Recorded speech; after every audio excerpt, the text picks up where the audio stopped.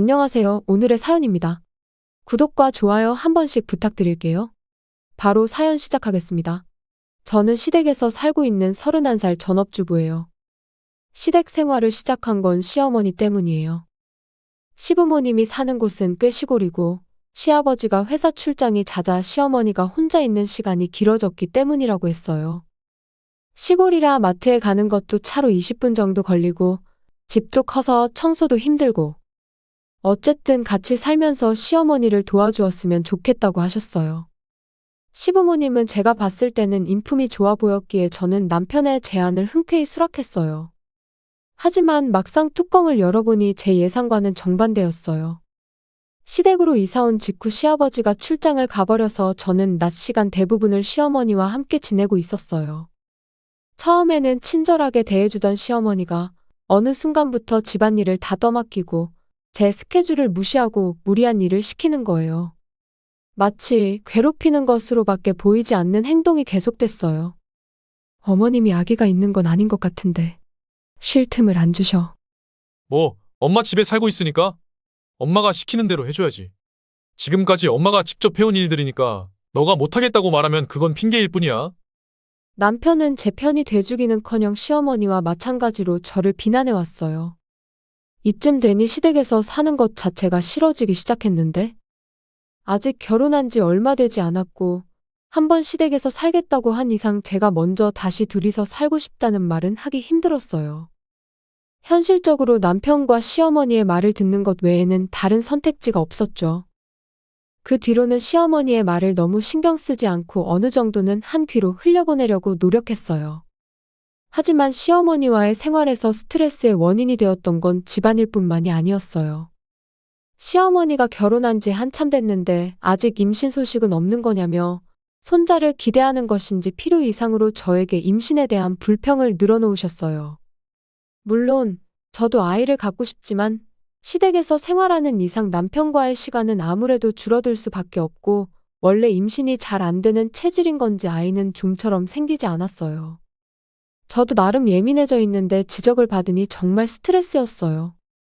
그뿐만 아니라 저는 전업주부이기 때문에 쓸 수 있는 돈도 거의 없고 남편에게 용돈을 자유롭게 받는 것도 아니었어요.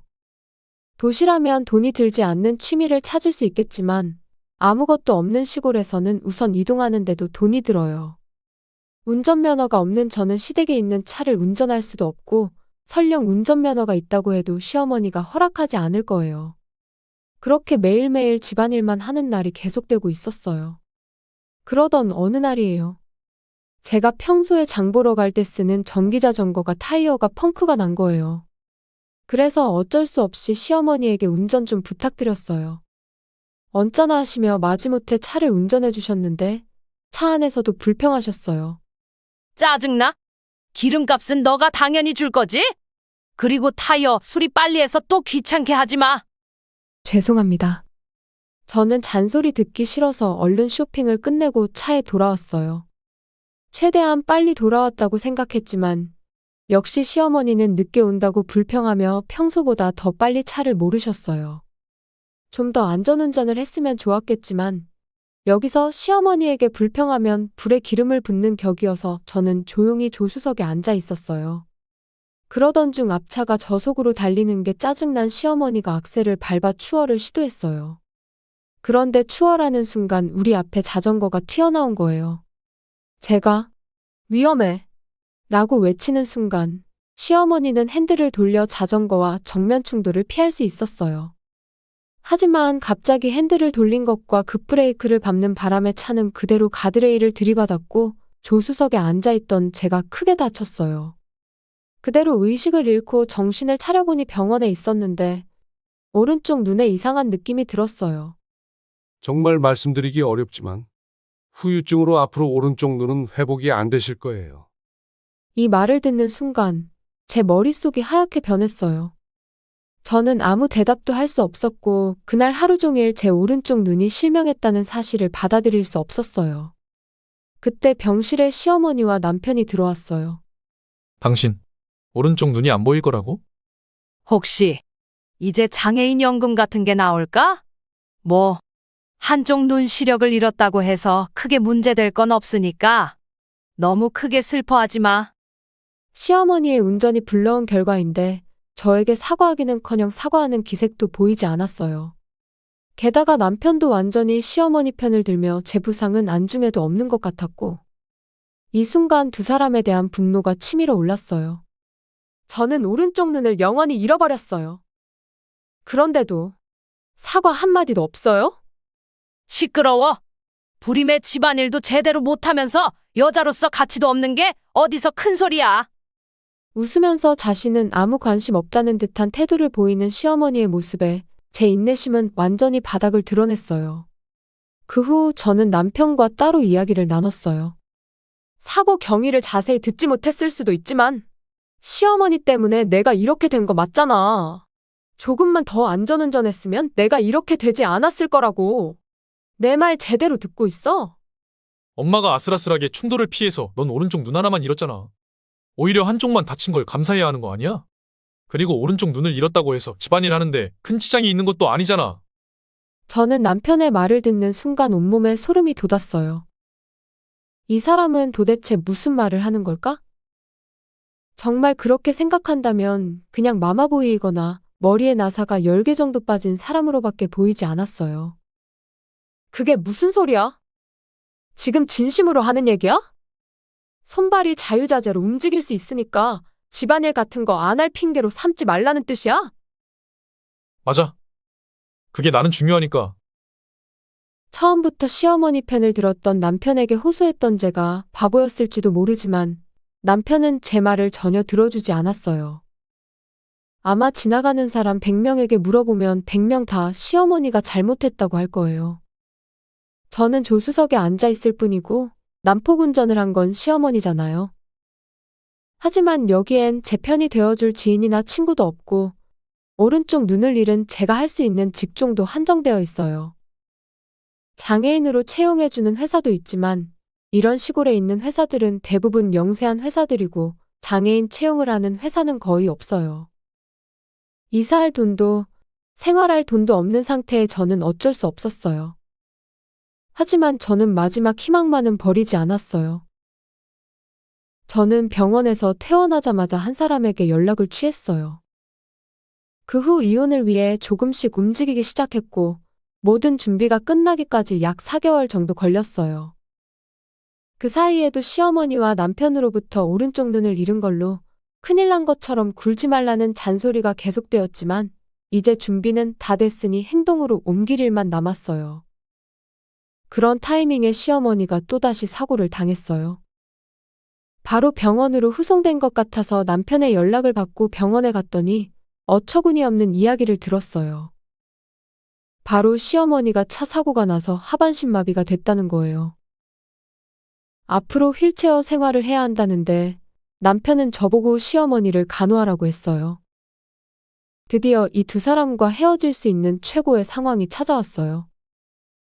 제가 비슷한 상황에 처했을 때 두 사람은 저를 전혀 도와주지 않았었거든요.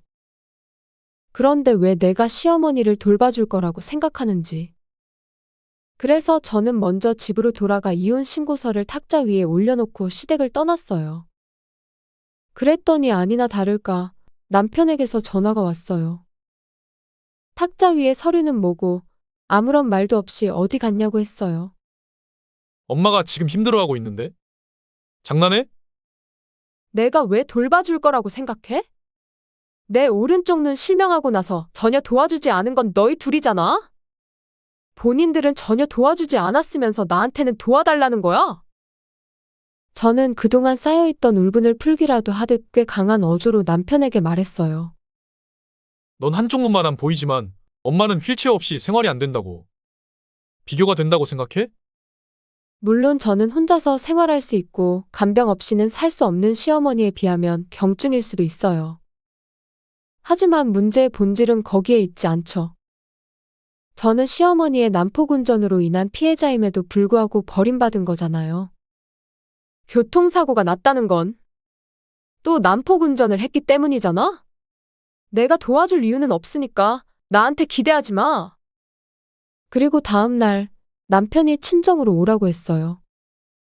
정말 가기 싫었지만 시아버지도 돌아오셨고 앞으로의 이야기를 나누자고 해서 가기로 했어요. 시아버지는 저에게 그동안 마음고생 많았다며 저를 다독여 주셨어요. 그러나 시어머니와 남편은 시아버지가 자기 편이라고 생각하는지 저에게 고압적인 태도를 계속 취했어요. 하지만 시아버지는 그런 두 사람의 기대를 저버리는 듯한 말을 했어요. 시어머니와 남편 보고 집에서 나가라고 한 거죠. 잠깐만요. 당신 그게 무슨 소리예요? 두 사람은 시아버지의 말에 입을 벌리고 놀라했어요. 시아버지는 폰을 꺼내서 녹음된 음성을 들려주었어요. 거기에는 남편과 시어머니가 저에게 시집살이 시키는 음성이 고스란히 녹음되어 있었고 그걸 들은 두 사람은 얼굴이 창백해졌어요. 너희들이 한 짓 다 알고 있어? 뭐야 이거? 몰래 녹음하고 있었어?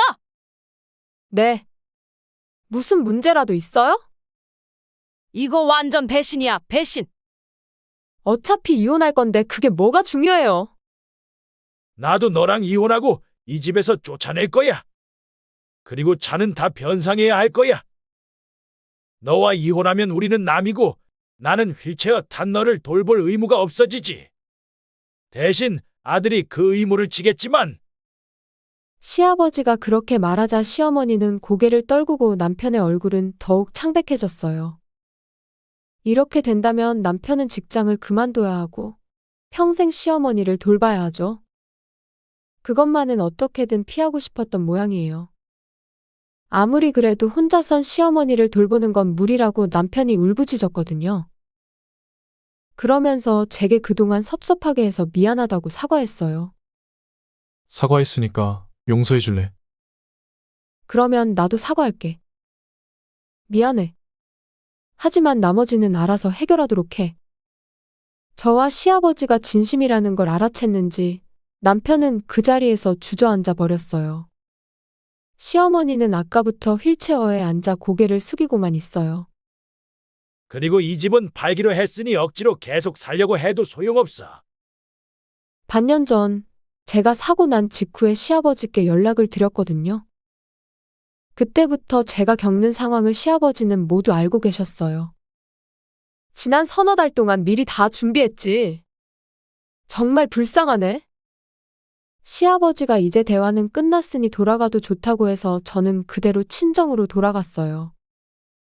그리고 시아버지의 협조로 남편은 곧바로 이혼 신고서를 제출했어요. 그리고 저에게 어느 정도의 금액이 위자료 명목으로 입금되었어요.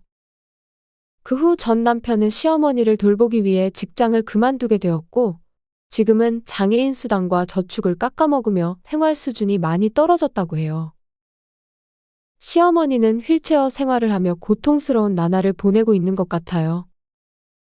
만약 시어머니가 사고를 내지 않았더라면 이런 일은 없었을 텐데.